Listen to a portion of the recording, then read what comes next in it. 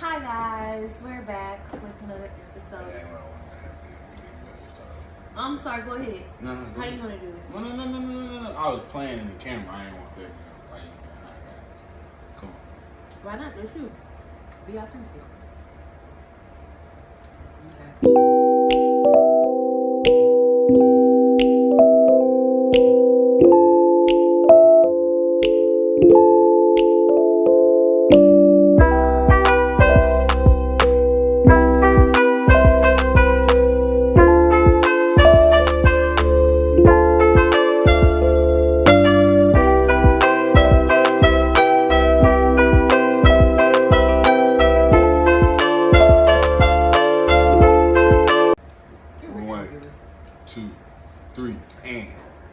Hi guys, welcome back to another episode of Kingdom Talks.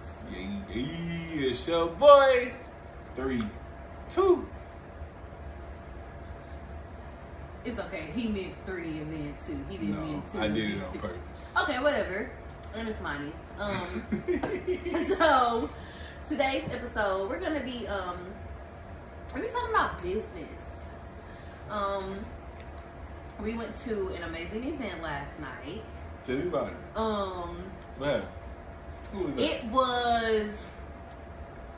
It was really like black excellence, you guys. Like that's really what it was.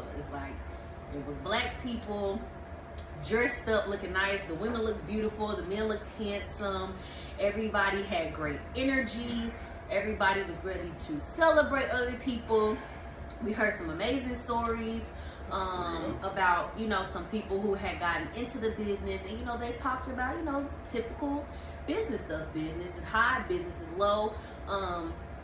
But something that really stuck with me and probably him as well is 90% of their battle was spiritual. And so once they got over the spiritual aspect of the mental aspect of it, everything else that came to it, it was like, oh, that's nothing. Like I didn't been through this. If I get through this, I know, this little business thing. That's nothing. I know I can get back on top. So it was very inspiring. It was very beautiful, and it was very motivational. It really was, especially from my point of view.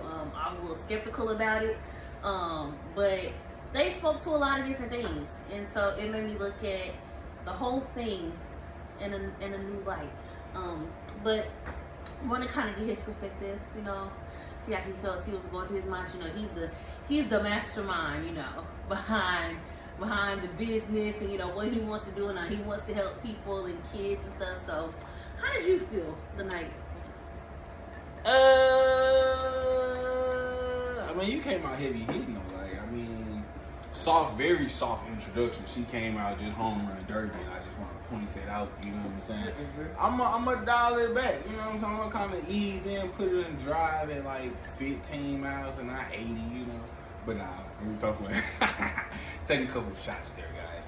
But no, seriously though, it was an amazing event. I think from my perspective, I was a kid in a candy store. Because like for me, like that's what I feel like the culture should be. You know what I'm saying? When I look at our inner cities, I know like a lot of people see like just the negative, you know what I'm saying? They see the YNs and they see the city girls, and you know what I'm saying, they see the fights on online, and they see the shootings on the news and stuff like that, and they automatically just denote everything negative to those inner cities. But I live in those inner cities, and I know a lot of those kids are very talented. You know what I'm saying? We play sports, JFL, you know what I'm saying, AAU basketball, and all these kids that done ran track. Like, there's some great kids coming out of this city. The problem is the investment is not there, right? So what I saw last night was a bunch of older people. There was some young people in there, don't get me wrong. Please don't get me wrong. It was my age. It was some people younger than me, actually. You know what I'm saying? Younger than me. And what I saw was black people all dressed up. Like she said, everybody looked amazing, bro. Everybody, like the women, like, you know what I'm saying, they dressed, it wasn't club vibe, you know what I'm saying, like, it was really chic. You know what I'm saying? I gotta use a different word. It was chic. You know what I'm saying? But like, we all dressed up, you know what I'm saying, it's a black event. You know what I'm saying? Like when I say black event, like I just not the colors. It's nothing but black people in here. It's nothing but colors in here. You know what I'm saying? Like we got our Mexicans, we got our Latins. You know what I'm saying? We had some. I think it was I don't want to give her a nationality, but she looked like, you know, Indian, Middle Eastern, you know what I'm saying, type of vibe. And it was beautiful to see colors coming together as a community to celebrate, because in our culture we like to tear each other down. One of our biggest characteristics in our culture is crab in a bucket mentality. We love saying that in our communities, but I didn't see crab in a bucket. I saw what's the cheerleading thing? You get in my hand and I lift you up, and the next person lifts you. I seen lifting up, the pyramid. You know what I'm saying? Bring it on. Yeah, bring it on, the pyramid. You know, y'all know what I'm talking about. That's what I saw, man, and it was beautiful because, again, what if that was mainstream? What if that was what we saw on TV every day? What if that was what we saw on Facebook, Twitter, and Instagram every day? You know what I'm saying? Of course, we got the all right, it's spread in here, it's dropped in here, but what if that was as normal as the news show shootings? Or madness. What if that was the most popular streamed Zeus Network thing? Black people coming together, black people spreading a real message. Because again, yeah, it was cool, like the celebration, but it was the message behind the celebration. Overcoming the spiritual attacks in business. But not even just that, let's break it down to what the business is. The business is to help people protect their finances, build their finances, and leave a generational legacy behind for those coming up. So we got the educational component, we got the safety and security component, and then we got the generational building. We got the actual building of an estate, building of a legacy behind it. So you know me, y'all know my mantra, y'all know my slogan, y'all know what I stand for. I'm all about the kids. Dre love the kids. So with that being said, I see an opportunity for myself to immerse in and bring back. Because again, it's a financial opportunity for me to go and get all this knowledge so I can get it to these young kids. So I can help a 16-year-old start getting his mind right. A 16-year-old start getting her mind right in the way of finances, in the way of handling her business. That way when she get out here at 18, when he get out here at 18, it's not just, oh man, I got this bill in the mail and this is my first bill. Yeah, I know my mama done been paying bills, but I don't really know nothing about no bill. I don't really know. I mean, they say call this number. You know what I'm saying? I don't really know nothing about no credit card, but I keep getting these credit cards in the mail all of a sudden. You know what I'm saying? One of them say 10%, one of them say 35%. I think I like the 35% because ain't nobody ever told me that. 35% sound like I'm getting more, right? But see, we gotta understand, if we teach the next generation, they can make better decisions. They ain't gotta be out here on the corners. They ain't gotta be out here shooting up each other. They can be building a team. But they don't even know how to run business. They don't even know that it exists. Because what we expose them to all day, what's popular, is what's bringing us down as a people. The negative music, the negative imagery, the negative illustrations of us, the negative connotations of us. We gotta break it. And what I saw people not just complaining about a change, they were becoming a change. They were doing it. They was putting it in action. So that was my perspective, man. Like I said, I was a kid in Kennedy School, man. I loved it. Like it was wonderful just to see all of those black people in the room. Like, and it wasn't no negative energy. I ain't see nobody rolling their eyes. I ain't see nobody slighting nobody. Like it was real love all the way through. You know what I'm saying? It's like I could see myself bringing young men in this. I could see myself bringing young women into this to better themselves. So that's my spirit, man. That's my spirit. Okay, so something that I want to get your opinion on. So, talk to me. One of the hosts, one of the higher up people in the company, he touched on something, and he said, and this is not a direct quote, but I'm just paraphrasing, but he basically was like, why is it that when black people get information about how to become financially free, and then we try to bring other black people into it, it's looked at as a scam, or we don't like the word recruiting, or we think that something's wrong with it. But white people do it all the time. Other races do it all the time. We wonder why they're billionaires and millionaires and why their kids don't have to want for anything. But if my coworker Joe is like, hey man, I just got into this company, this is what we do, all I need you to do is hop on a call to help me with something. All I need is your attendance and your participation. It's that crabs in a bucket mentality. Why do you think we look at like opportunities like that as such a bad thing, or like such a taboo thing in our community? Of like the lady from Louisiana said, you got the put me on. Like, what's wrong with us trying to put each other on stuff? Like, what's the issue? Truly think it comes down to unhealed components in ourselves. Because again, we literally go to a job where that job started as somebody working as one person, got another person, who got another person, and then eventually it became a small office that recruited into a big office that became a Fortune 500, and now you got Apple. Now you got Microsoft, now you got Tesla, now you got US Bank, now you got call center, now you got Walgreens, now you got Walmart, now you got Sam's. They all started the same way. So I think it's this ignorance of us not knowing, but wanting to know it all at the same time.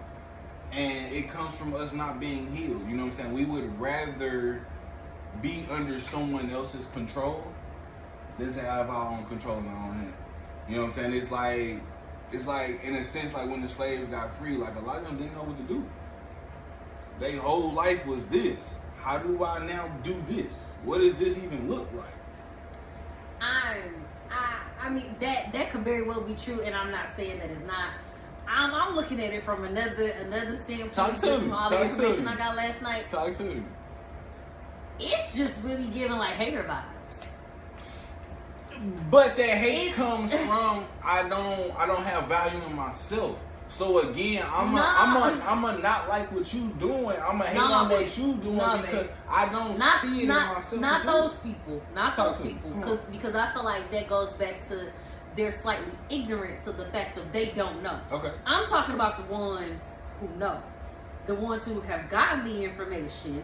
The ones whose families own businesses, or they have a business mindset, or their families have sat around and talked about this, or their friends. They're in these environments with people. They have the connections. They have the relationships with people. And instead of them saying, you know, I'm from the north side, I'm from the south side, I'm going to go back and I'm going to get my people, I'm going to help my people, like the slaves back in the day. They don't want to be Harriet Tubman. They like, well, I mean, I'm free, so long as I'm good, and, you know, my people good, you know, my family, my kids, my auntie, my nieces, and maybe not even them, depending on which auntie, which niece, which cousin, because if I like you, it's that, what about those people? Like, I'm talking to those people, like, you have the knowledge, and you know that it could help a multitude of people, but because you don't want to see somebody who looks like you get to the same level or surpass you, it may be a thing of I don't want anybody to be better than me. Okay. But I also think, but then that's still like, that's unhealed because you still have a crab mentality. You got that crab in a bucket mentality. You just at the top. Yeah. So instead of pulling people down, now you just closing the lid. You know what I'm saying? It's still crab mentality, you know what I'm saying? So I feel like, again, you know, or crab in a pot, you know what I'm saying? Because I think crabs in a fire, that's really like, it's not a logical thing. But yeah, I think like, again, like, you know what I'm saying? You calm, once you get to the top, you feel like, hey, I'm just done with it. But I think also to the other side of it too is, I think people get exhausted. Because you gotta think about how many people do try and help, you know what I'm saying? And it's like, man, that's a scam. Or, man, nah, you want me to come up on you so you can make all this money off of me. Or, man, nah, I don't want you to be the boss. Why can't I be the boss? You know what I'm saying? So I think, like, people also, like, they run into people.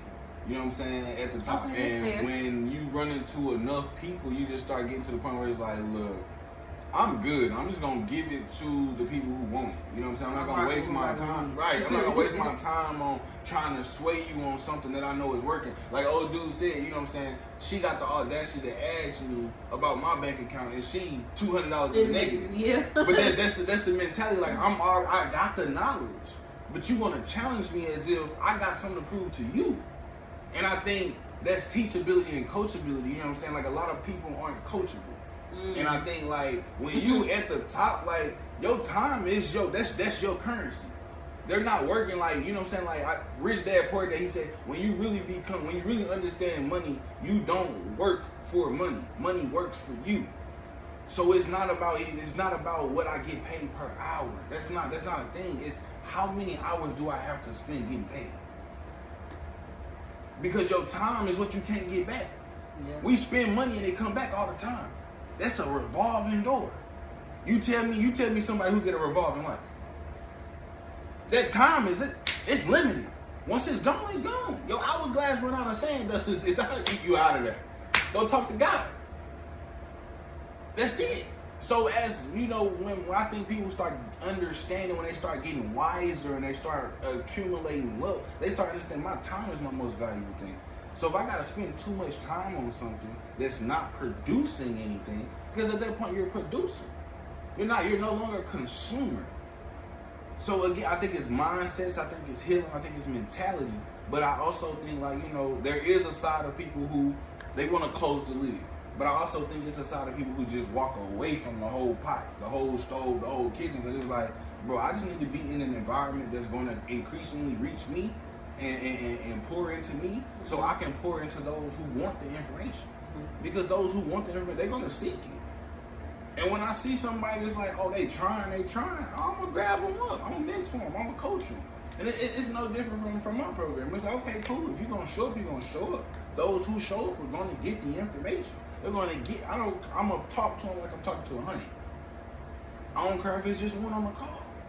But I think that goes to show, like, yeah, I'm willing to do it. I ain't closed the lid on nobody, but if don't nobody show up to the room, I can't force you to drink this water.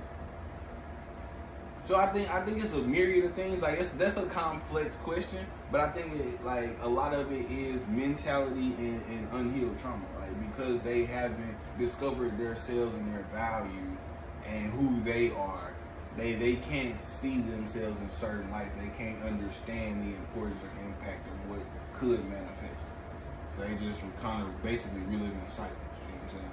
That's unhealed. When you keep living a broken cycle, you are unhealed. You are a broken person. You are insane. Okay.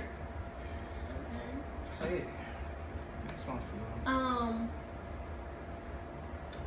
When they called the people to the stage who were making over $100,000, what did that line up?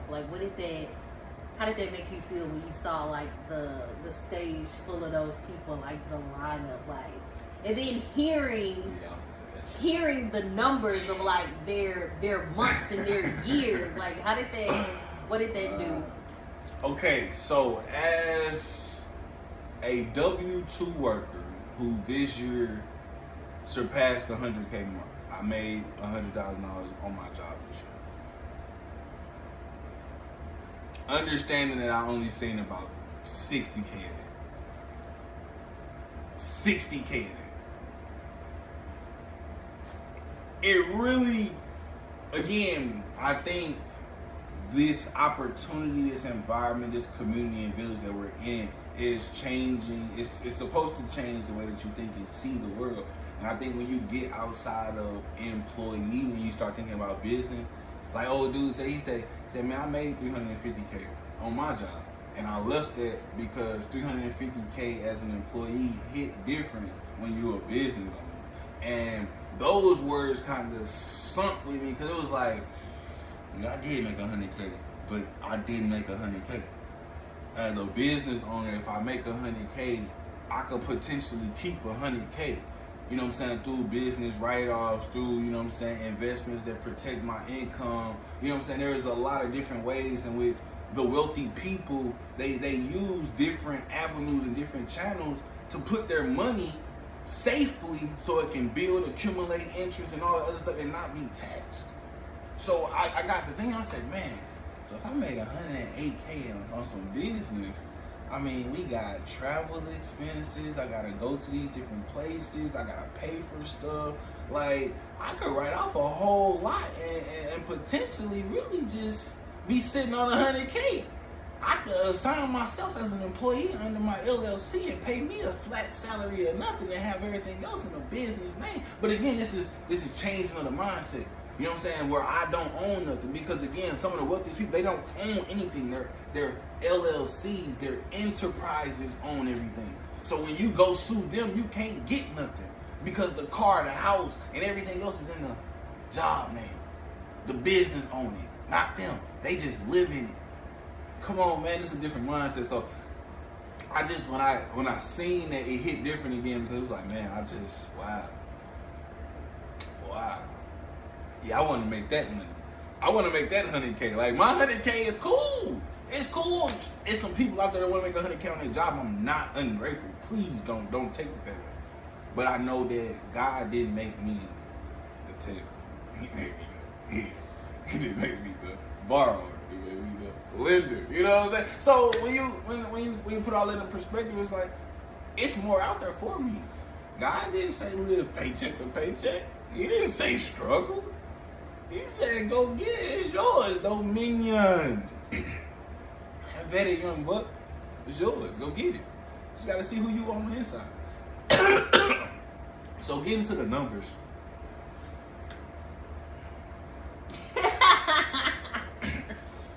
Numbers is crazy, y'all. Like, numbers is crazy. I think the lowest number I heard from one month was what? 4K. 4. 4K. No.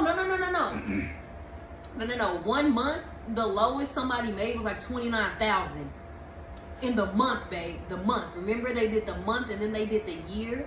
The lowest somebody made was like 29,000. No, remember the dude who was sitting up under the girl who made the 149,000 in a month. Oh, the dude that was sitting up under him. He was on the low end, remember?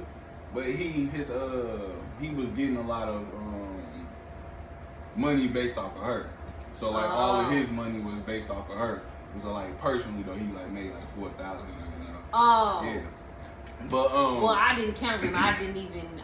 Yeah, he was on the low end. He spoke kind of low too. He was very quick. Oh, okay. I'm finna say I didn't even. Yeah. Lowest number I heard was 29,000 a month. No, because $29,000 a month is the lowest on the stage.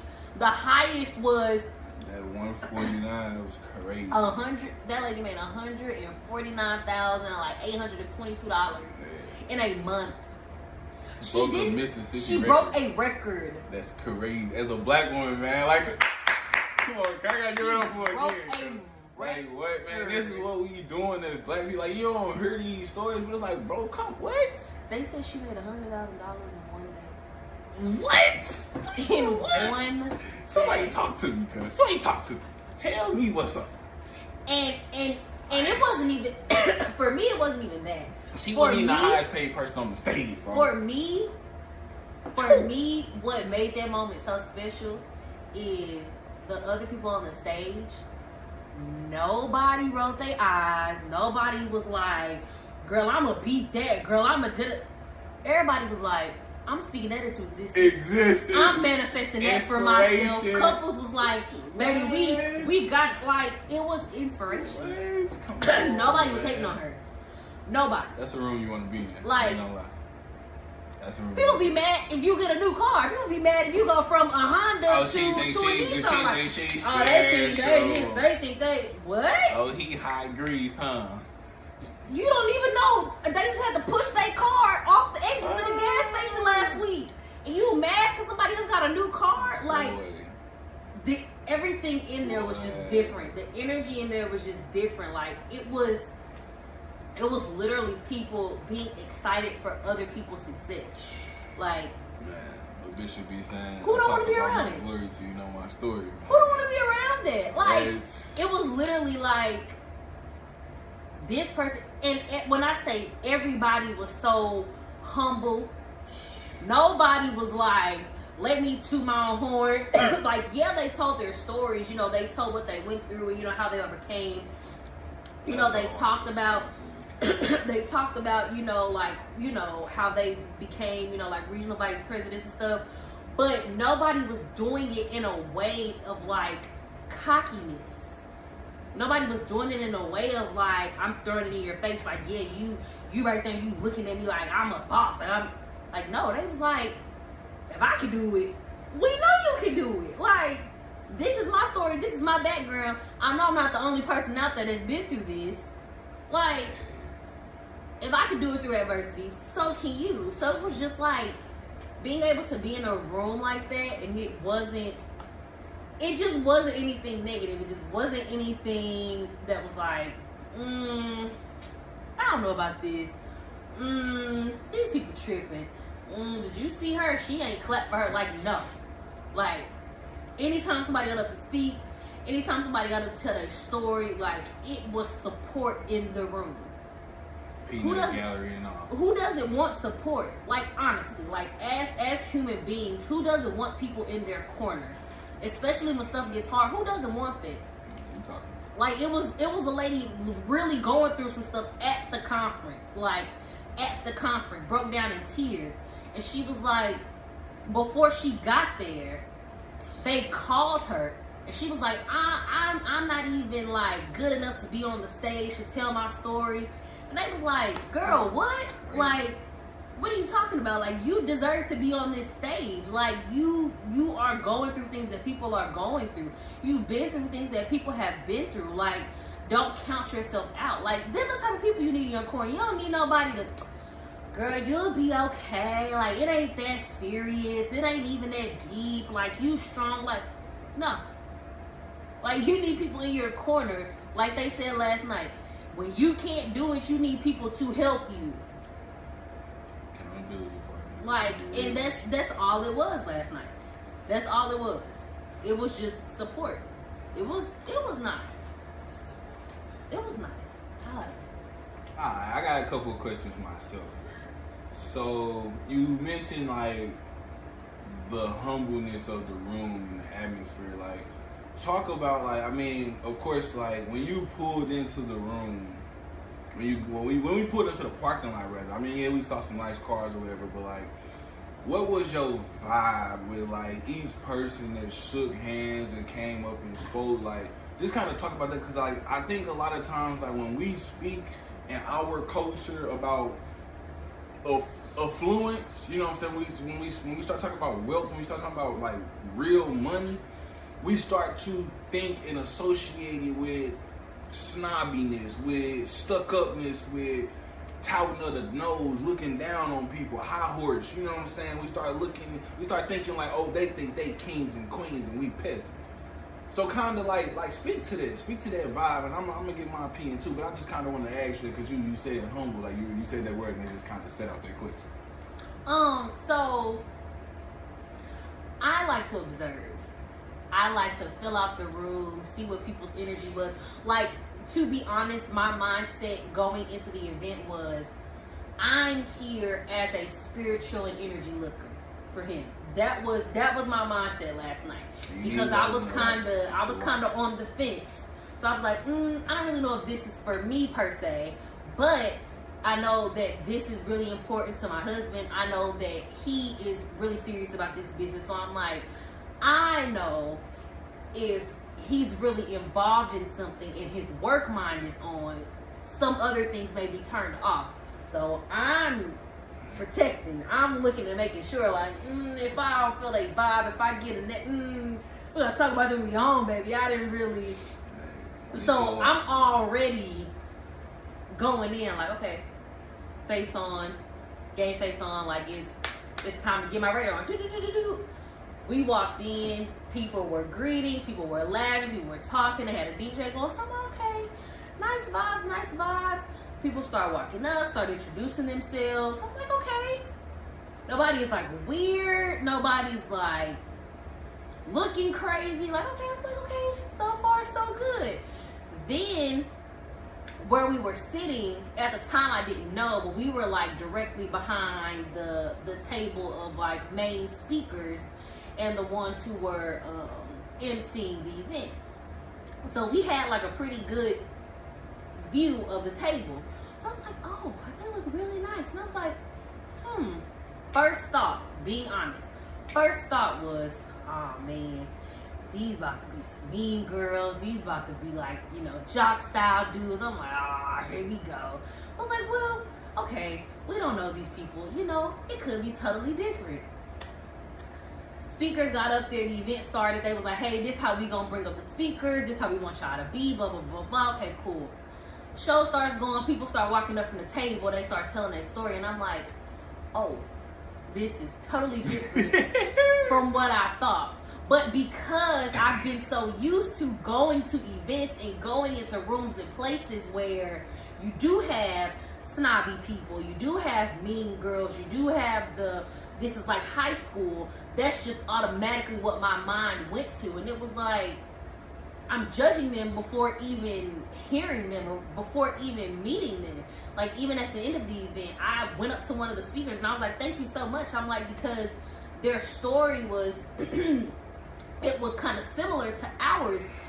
And I was just like, wow, like, had I just came and just continued to be this judgy person and just continued to kind of have this wall of defense stuff, I probably would have missed everything that they said. It probably just would have brushed by my shoulders. I would have been like, oh, well, they seem snobby. Well, they seem like this. And nothing in that room or nothing about anybody in that room was snobby.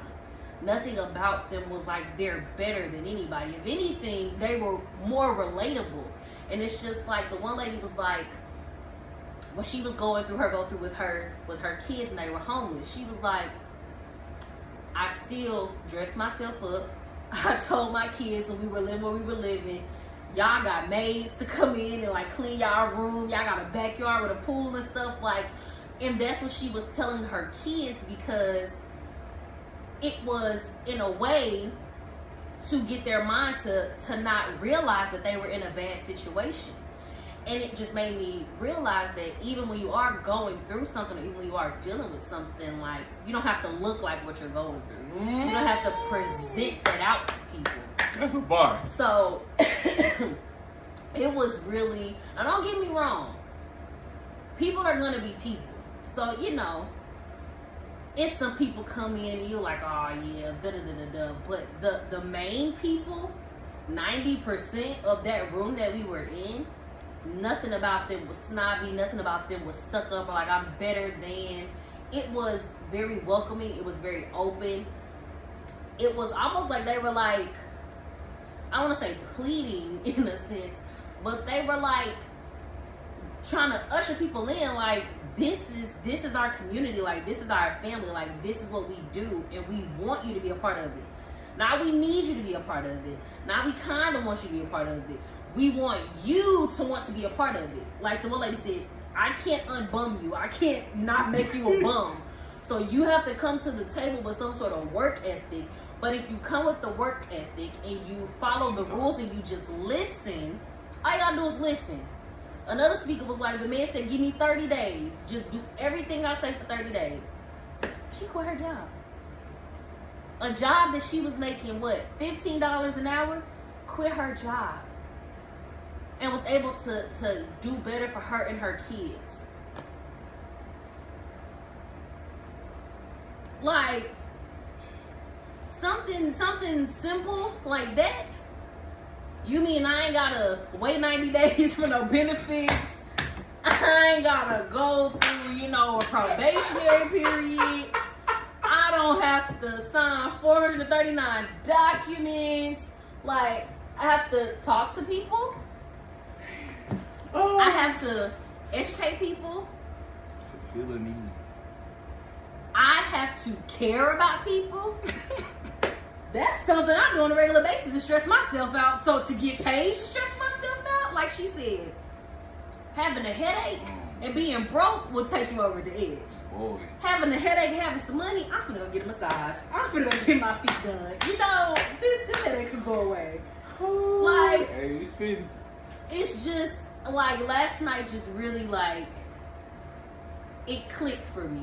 And not because when I say I was so on the fence, I was like, I'll be a supportive partner. Like, that was really my mindset, because before, when this opportunity was presented to me, it was all this negativity behind it. Because other people who had claimed to have tried it, or who claimed to have did it, oh, it's this, oh, it's that. Nah, that's just, I wouldn't do that if I was you. I wouldn't. And now I'm just like, what you was really doing? What if I wouldn't have listened to you back then in 2019 and 2020? I don't know if you'd have met me, so I'm glad you didn't. You know what I'm saying, gang? I'm just saying, like, you know, COVID hit. Like, I had got a job and lost a job. Like, so much stuff happened. And it's just like, how much different could things have been for me? Like, how different could my life look now? And I know they say everything happens for a reason, and I do agree that everything happens for a reason. I don't think mentally I would have been ready. And I also don't think that I was mature enough to handle an opportunity like that, because being so young and having access to that sort of money,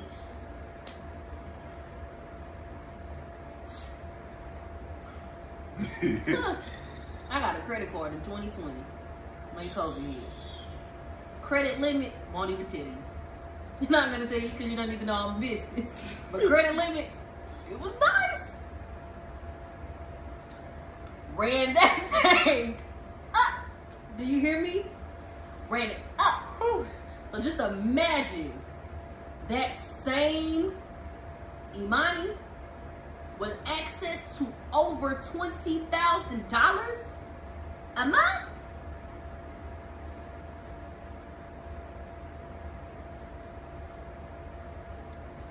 I don't know. God knows what you do. I don't know. He know what you be doing. What I would have did, who I would have been with, where I would have been. I would have lost my mind.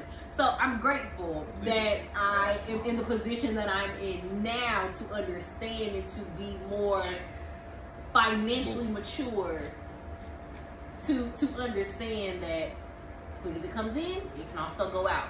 So you have to be smart with your finances. You have to understand how to pay yourself. You have to understand how to keep it rotating, how to keep it coming in. You have to be smart with it. So, but I do think that speaks to how a lot of people will almost treat you at your spot.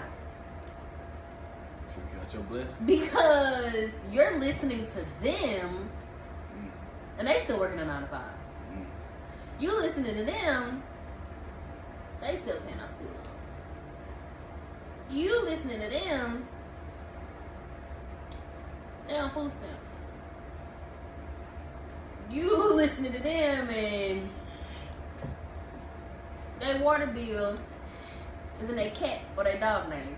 Like, I'm just trying to figure out, like, they're telling you not to take an opportunity,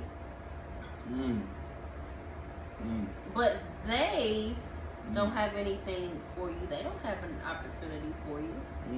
They don't have anything to say, hey, I'm putting this in your hands, take it and run with it. Go make a business, go expand, go leave something for your kids. Go put something in you and your husband's bank account. Go put something in you and your family's emergency fund. They ain't got nothing, but they telling you don't take an opportunity because it don't sound right. Because it don't seem right. She give us some tough pills to swallow again. I'm just saying, like, I feel. That's it. Like, only thing I'm gonna say to soften the blow is, you know what I'm saying, nothing wrong if you in your situation right now, you on your food stamps, your water bill done went from white to yellow to red, depending. You know what I'm saying? I'm not trying to talk about we been there nobody. too. You know what I'm saying? I'm not trying to talk about nobody.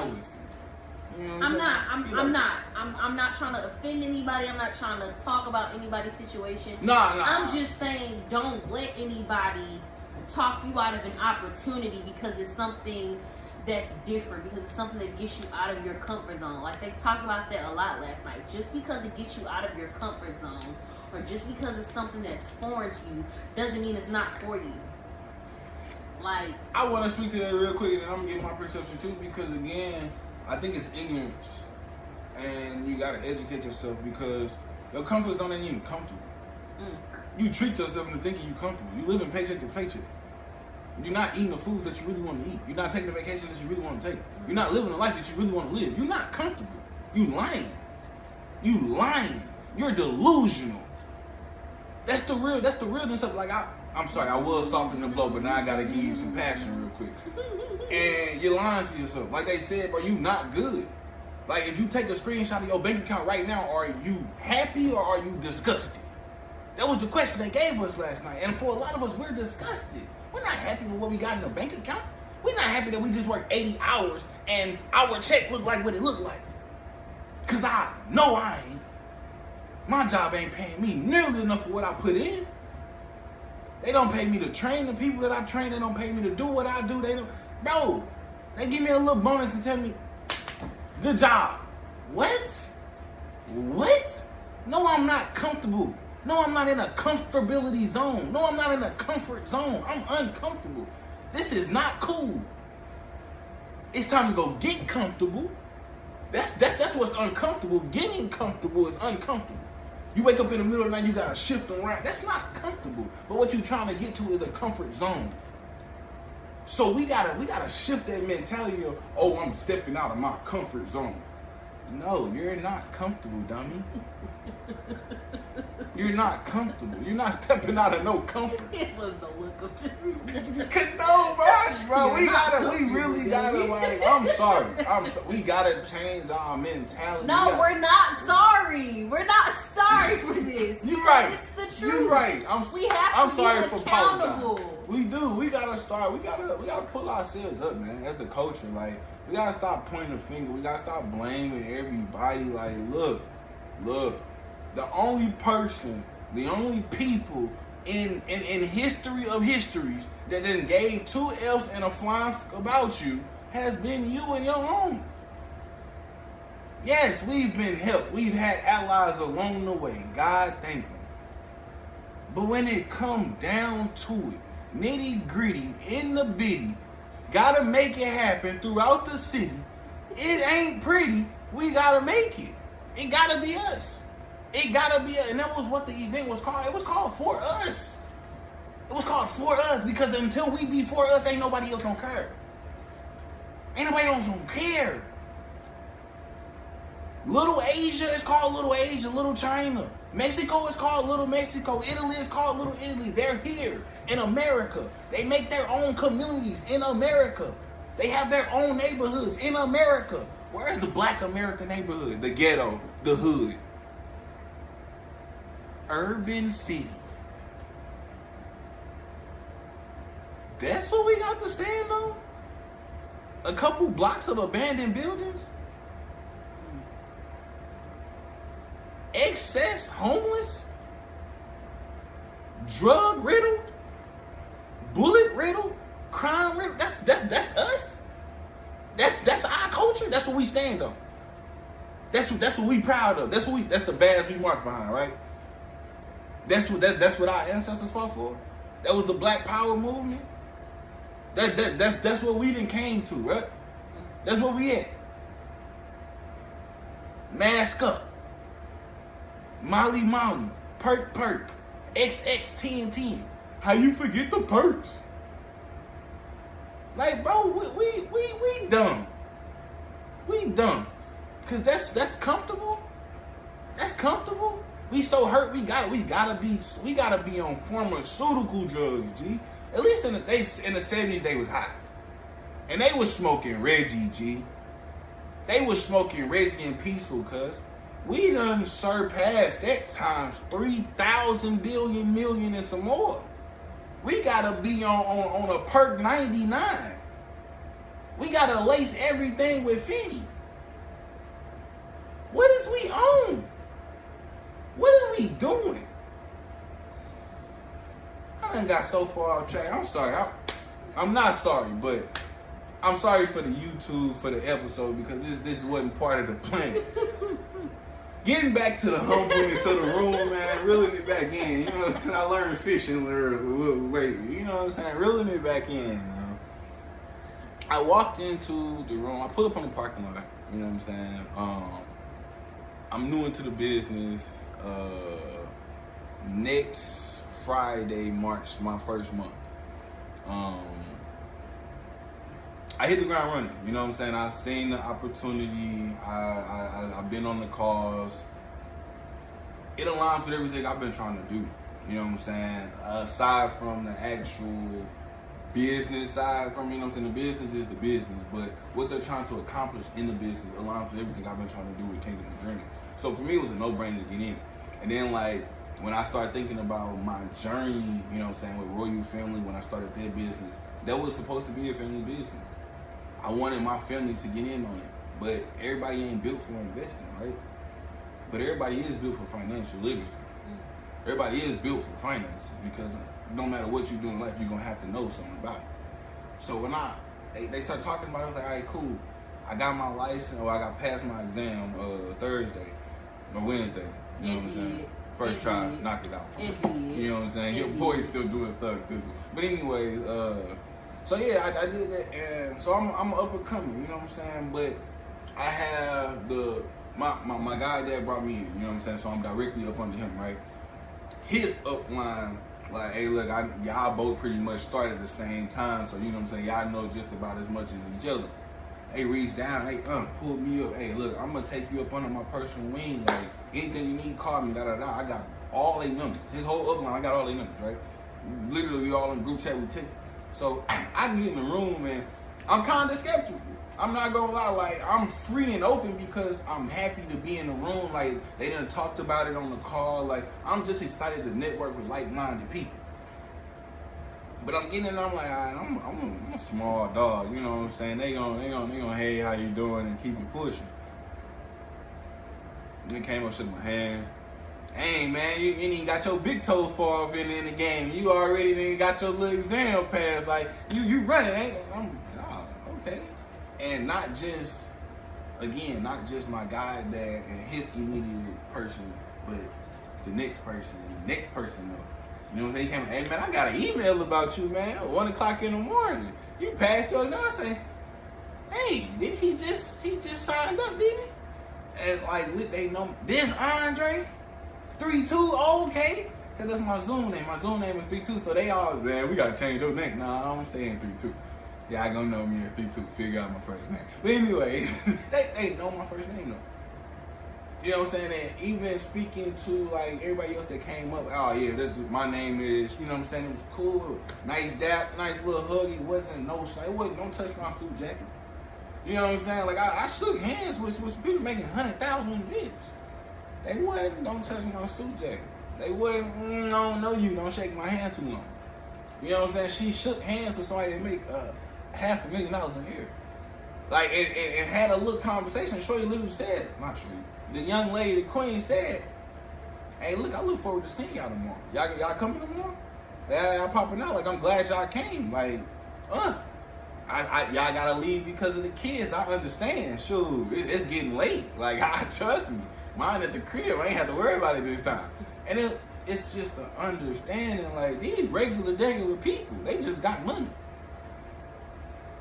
Before the whole thing started, DJ had us rocking. He had us rocking. Okay. I'm talking about these people making bank. And they dancing just like they go to the club like everybody else, bro. Had to change his shoes and what? What? I'm talking about she came off the heels quick. And threw them sandals on. Come on, man. Right. These just regular people. These my type of, this people I get around. We don't change up because we got money. I like this. We gonna keep it real. Y'all still from the hood. Oh, okay, bet. Nobody was talking prim and proper. Oh, nobody was. What? Nobody put the voice on. Thank you for calling. Nobody did. They come out songs flipping. Or Ariana Grande and Mariah Carey and Glow. Oh my, what? They was playing Glow. They was playing Carey. They was what? They was with it. They was with it, but these is regular people, bro. And that's what I really love, like the humbleness of the room, like, and they all said, I will never forget where I came from. You know what I'm saying? And like they said, like, every time they got on the stage, bro, they wasn't looking to tell a sob story. They was looking to connect. They was telling us about lights being cut off so we can relate. They understand what it's like being at the bottom. They've been there. But they understand what it takes to get to the top. So it's up to us at the bottom to be coachable, to be able to take that information and run with it, to lock in for 30 days. To be able to say sayonara. How many people want to fire their boss? Let's be honest. How many people got some good bosses, but it just ain't a great boss? It ain't a phenomenal boss. It ain't the boss that you getting what you want. How many people work at a job where they believe they really deserve to be paid way more? They deal with way more. Because in my honest opinion, I got to deal with a bunch of incompetent, unaccountable babies that are adult age all day long. And my job wants me to coddle and pander to them.